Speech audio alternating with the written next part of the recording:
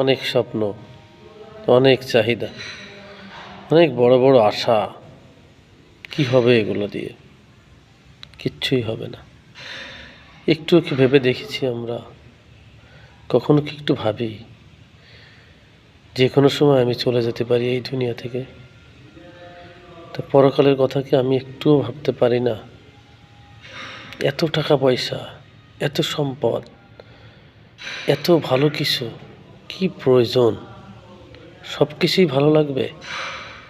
ভালো টাকা, ভালো গাড়ি, ভালো বাড়ি, ভালো জামা, ভালো স্ত্রী, সবই ভালো লাগবে এই 2 দিনের দুনিয়ায়? তাহলে পরকালের কি ভালো কিছু চাই না আমরা? যেটা আমাদের জন্য সারাটা জনম জনম, যেখানে কোনো লিমিট নাই, যেখানে কোনো টাইমের মেয়াদ নাই, শুরু আছে কিন্তু শেষ নাই, সেখানটার ভালো কি আমরা চাই না?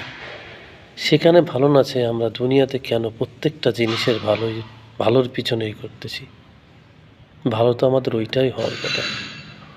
আজ আছি কাল থাকবো না, দুদিনের এই দুনিয়ায় সব কিছুই ভালো চাচ্ছি। কি জবাব দিব আল্লাহ তাআলার কাছে? কোনো জবাব নাই। একদিন সব শেষ হয়ে যাবে, আমি চলে যাব, কেউ থাকবে না আমার সাথে। ওই বাড়িতে ঠিকই রান্না হবে, ঠিকই 2 দিন কান্না হবে, 3 দিন আর হবে না। কেউ মনে রাখবে না আমায়, আমার আল্লাহ ছাড়া আর কেউ থাকবে না। আল্লাহ আমাদের সবাইকে কবুল করুন। বড় আশা আকাঙ্ক্ষা, বড় লোভ থেকে আমাদের আল্লাহ ফিরাই নিয়ে এসো। সৎ পথে থাকি যেন আমরা।